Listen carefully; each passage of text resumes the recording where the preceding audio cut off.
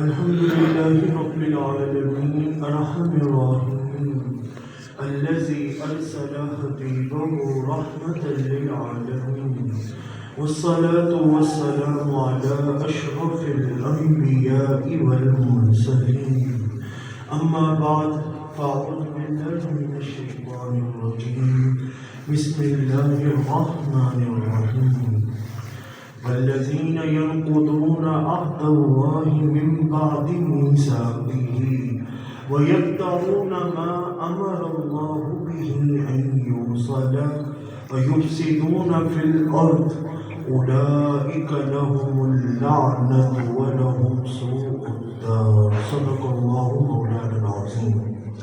اللہ تعالیٰ کا کروڑ فضل و کرم اور احسان عظیم کہ ہمیں رمضان المبارک کی یہ پرنور ساعت میسر ہے۔ دعا ہے کہ مالک ذوالجلال اور خالق محمد مصطفیٰ صلی اللہ علیہ وسلم ہمیں اپنے در کی بعد اب حاضری نصیب آمین آمین۔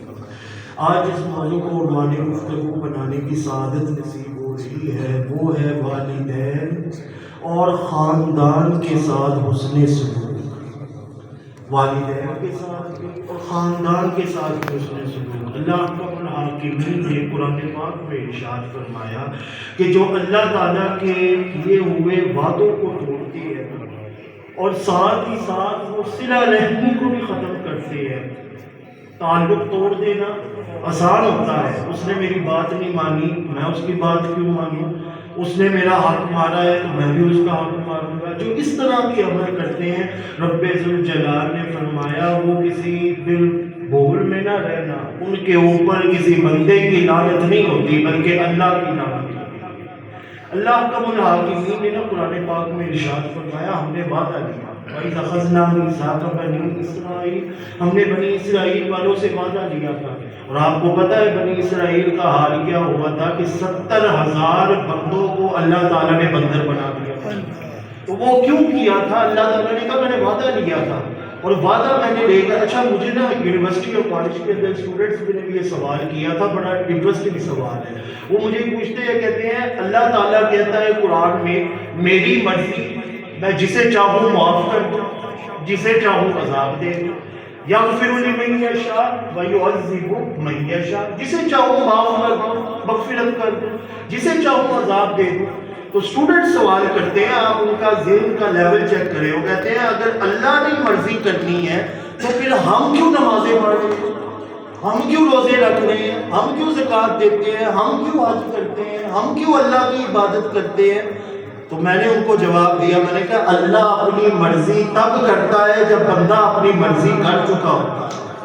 جب بندہ اپنی مرضی کر چکا اللہ بندے پہ چھوڑتا ہے، تو نے کیا کرنا ہے؟ اگر بندہ ہی رب کا نافرمان نکلے تو رب ذوالجلال اس کی قسمت کے اندر بدبختی لکھ دیتا ہے، اور اگر بندہ اللہ کے ساتھ دل لگا لے نا تو اس کی قسمت میں بدبختی کیوں نہ لکھی ہو نا، اللہ ہٹا کر اسے خوشبخت بنا دیتا ہے۔ تو یہ ایک طریقہ ہوتا ہے۔ بنی اسرائیل کے اوپر بھی عذاب آیا، کیوں آیا؟ ہم نے ان سے وعدہ لیا تھا، انہوں نے وعدہ توڑا تھا۔ مولا کیا وعدہ توڑا تھا؟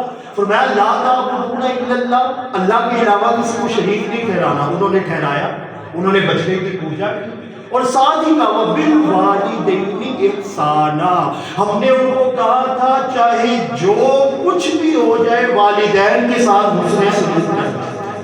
وبذی القربی، اپنے کرامت دار رشتہ داروں کے ساتھ قطع تعلقی نہیں کرنی بلکہ صلہ رحمی کرنی۔ یہ صلہ رحمی کیا ہوتی؟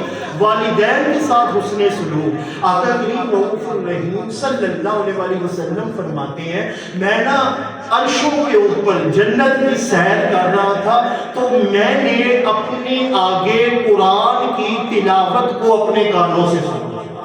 قرآن کی تلاوت ہو رہی ہے اور وہ قرآن کی تلاوت کرنے والے میرے صحابی حضرت حارثہ بن نعمان رضی اللہ تعالیٰ عنہ کہتے ہیں میں بڑے تعجب میں آیا، میں کہ قرآن کی تلاوت تو وہ زمین پہ کر رہے ہیں نا، تو پھر یہ عرش کے اوپر جنت کے اندر ان کی تلاوت کی آواز کہاں سے آئی؟ آقا کریم کہتے ہیں میں نے صبح فجر کے وقت حارثہ کو بلا کے کہا، میں نے کہا حارثہ رات میں نے جنت میں تمہاری تلاوت کی آواز سنی ہے، کرتے تم زمین پہ تلاوت ہو، تمہاری آواز جنت میں آتی ہے، کیا سبب ہے؟ حضرت حارثہ بن نعمان کہتے ہیں پتہ نہیں، مینوں پتہ کوئی نہیں کہ میرا عمل کی ہے، بس ایک عمل ہے گیا کہ میں اپنی والدہ کی بڑی خدمت کرتا ہوں، والدہ کی بڑی خدمت کرتا ہوں۔ اور مفسرین نے لکھا کہ وہ والدہ کی کیسے خدمت کرتے تھے؟ والدہ کے ساتھ بیٹھ کے کھانا نہیں کھاتے تھے۔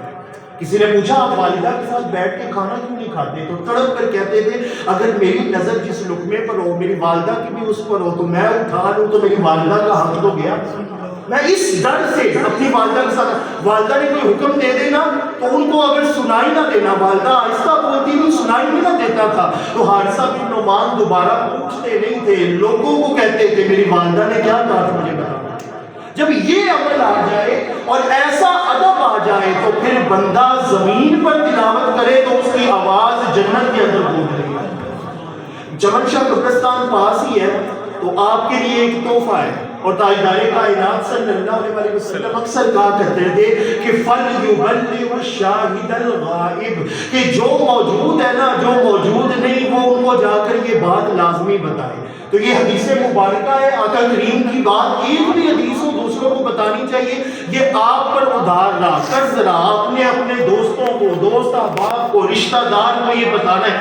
یہ حدیث تو آپ نے سنی ہوئی ہے نا کہ جو کوئی شخص اپنے والدین میں سے والد یا والدہ کسی ایک کا بھی یا دونوں کا چہرہ مسکرا کر دیکھے، رب ذوالجلال اسے حج کرنے کا ثواب عطا کرے۔ یہ آپ نے سنا ہوا ہے نا۔ میں نے کہا اتنا بڑا اجر ہو اور یہ مخصوص ہو جائے، محدود ہو جائے، یہ ہو نہیں سکتا، حد نہیں ہونی چاہیے، تو یہ اجر آگے بھی تو چلنا چاہیے نا۔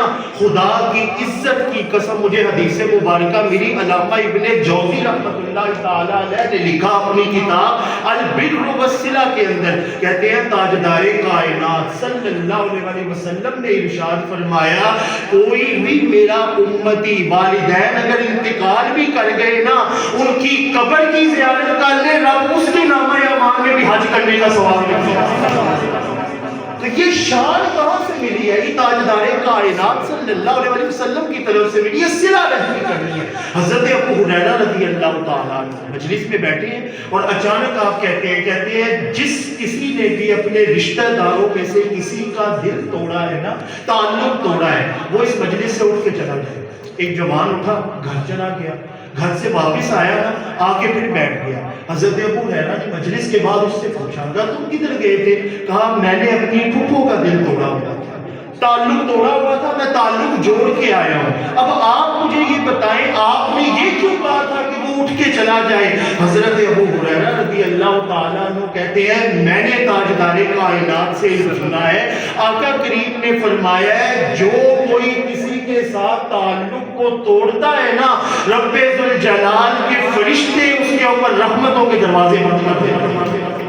تو یہ دروازے بند کرنے ہیں، تو مجلس میں بیٹھے ہو، اللہ کی رحمتیں نازل ہوتی ہیں، رحمتیں نہیں اترنی تھی۔ جب تک تم تھے رحمتیں نہیں تھیں، تعلق جوڑ کے آئے، رب ذوالجلال نے تمہارے وسیلے سے رحمتوں کا نازل فرمانا شروع کر دیا۔ تو یہ ہوتا ہے صلہ رحمی کرنا، تعلق کو جوڑنا، توڑنا نہیں۔ اس بات کے اوپر میری گفتگو مکمل امام ابن منذر رحمۃ اللہ تعالی علیہ ترغیب و ترہیب میں لائے، امام بیہقی شعب الایمان میں لائے، امام ذہبی سیر و اعلام النبلاء میں لائے، بلکہ یہ جتنی بھی میں آپ کو روایات کی مدد بکس ہوتی ہیں، آقا کریم نے فرمایا لیس الواصل بالمکافی ولکن الواصل الذی تقطع رحمها۔ یہ نہیں ہوتا کہ آپ کے ساتھ جو اچھا کرے اس کے ساتھ اچھا کر لو، جو برا کرے اس کے ساتھ برا کر لو، یہ صلہ رحمی نہیں ہوتی۔ صلہ رحمی یہ ہوتی ہے کہ کوئی تمہارے ساتھ تعلق توڑے، تم اس کے ساتھ تعلق کو جوڑا۔ حضرت علی شیر خدا رضوان اللہ تعالی علیہ مجمعین کرم اللہ وجہہ الکریم آپ کہتے تھے تاجدار کائنات نے فرمایا جڑا چاہتا ہے نا وہ دی عمر بھی ود جائے، وہ دا رزق بھی ود جائے، وہ دے مال وچ بھی اضافہ ہو جائے، وہ دا کاروبار بھی چمکن لگ جائے، جو یہ سارا کچھ چاہتا ہے عمر بھی اضافہ ہو، تو وہ کرے کیا؟ فرمایا وہ صلہ رحمی کرنا شروع کر دے، رب ذوالجلال اس کے صدقے اس کے کاروبار میں بھی اضافہ کر دے گا، اس کے مال میں بھی اضافہ کر دے گا، اس کی حفاظت کر کے اس کی جان میں بھی اضافہ کر دے گا۔ تو یہ عمل کرنا چاہیے، اس سے صلہ رحمی ہوتی ہے۔ امام ابن منذر الترغیب و ترہیب میں واقعہ لے کر آئے، اسی پر میری گفتگو مکمل، اور امام حاکم رحمۃ اللہ تعالی علیہ مستدرک للحاکم میں لے کر آئے صلہ رحمی کسے کہتے ہیں۔ آقا کریم رؤوف الرحیم صلی اللہ علیہ وسلم کی مجلس سجی ہے اور حضرت انس بن مالک رضی اللہ تعالیٰ عنہ بھی بیٹھے ہیں، حضرت ابو بکر صدیق بھی بیٹھے ہیں، حضرت عمر فاروق بھی بیٹھے ہیں، حضرت عثمان غنی بھی بیٹھے ہیں، حضرت علی شیر خدا بھی بیٹھے ہیں، ساری مجلس سجی ہے، صحابہ کرام بیٹھے ہیں، آقا کریم صلی اللہ علیہ وسلم، حضرت انس کہتے ہیں اچانک نہ حضور کھلکھلا کے ہنسنے لگے، اتنا ہنسے کہ تاجدار کائنات صلی اللہ علیہ وسلم کے مبارک دانتوں کی ہم نے زیارت کی، اتنا ہنسے آقا کریم، اور ہنسنے کے بعد کہتے ہیں ہم نے حضرت عمر فاروق نے پوچھا، وہ کہا یا رسول اللہ صلی اللہ علیہ وسلم کچھ ہوا ہے، آپ کو کوئی چیز یاد آئی ہے یا آپ نے کوئی چیز دیکھ لی ہے؟ تو آگے سے تاجدار کائنات کہتے ہیں مجھے نا ایک چیز یاد آ رہی ہے کہ قیامت والے دن کیا منظر ہوگا جب دو لوگ اللہ کی بارگاہ میں پیش ہوں گے، یہ کیا ہوگا؟ کہتے ہیں آقا کریم نے فرمایا دو لوگ اللہ کی بارگاہ میں آئیں گے تو ایک بندہ نا دوسرے کو بولے گا، کہا تم نے میرا حق مارا تھا نا دنیا کے اندر، تم نے میرے ساتھ قطع تعلقی کی تھی نا، تم نے میرا حق مارا تھا، تمہیں پتا تھا کہ میں صحیح ہوں اور تم غلط ہو، تو تم غلط ہو کے بھی صحیح تھے اور میں صحیح ہو کے بھی غلط تھا، تو تم نے میرا حق مارا تھا نا، باری تعالیٰ انہیں حساب لے۔ رب ذوالجلال کہیں گے اچھا ملائکہ ایسا کرو اس کی نیکیاں جو ہے نا وہ اس کو دینا شروع کر دو، جس کا اس نے حق مارا تھا، وہ جس نے حق مارا تھا اس کی نیکیاں جس کا اس نے حق مارا تھا اس کو ملنا شروع ہو جائیں گی۔ جب ساری نیکیاں مل جائیں گی نا اللہ تعالیٰ کہیں گے کہ اب اس کی تو نیکیاں ختم ہو گئی ہیں، آگے سے وہ بندہ کہے گا نہیں باری تعالیٰ اس نے میرا حق مارا تھا، اب میرے گناہ اس کو دینا شروع کر، اس کے میرے گناہ اس کو دے۔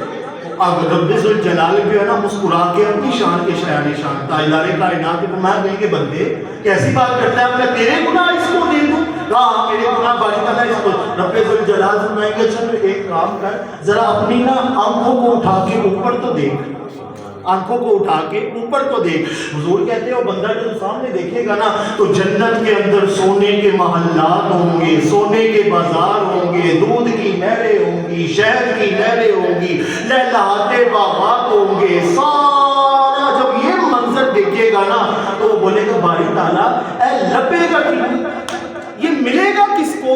تو آگے سے تاجدار کائنات کہتے ہیں رب ذوالجلال فرمائیں گے یہ اس کو ملے گا جو اس کی قیمت ادا کرے گا، اس کو ملے گا جو اس کی قیمت ادا کرے گا۔ باری تعالیٰ اس کی قیمت پیسہ ہے، دینار ہے، ڈالر ہے، روپیز ہے، کون سی کرنسی ہے اس کی قیمت؟ تو آگے سے حضور نے فرمایا رب ذوالجلال کہیں گے اس کی قیمت دنیا کے پیسے نہیں، آج اس کی قیمت یہ ہے کہ تو اپنے بھائی کو معاف کر دے تجھے یہ سارا کچھ مل جائے گا، تو اپنے بھائی کو معاف کر دے سارا کچھ تجھے ملے گا۔ وہ بولے گا اچھا بس اتنی سی قیمت؟ وہ بولے گا باری تعالیٰ پھر میں نے تیری رضا کی خاطر اپنے بھائی کو معاف کیا۔ رب ذوالجلال کہیں گے پھر اپنے بھائی کا ہاتھ پکڑ یہ جنت تم دونوں کا انتظام کرے۔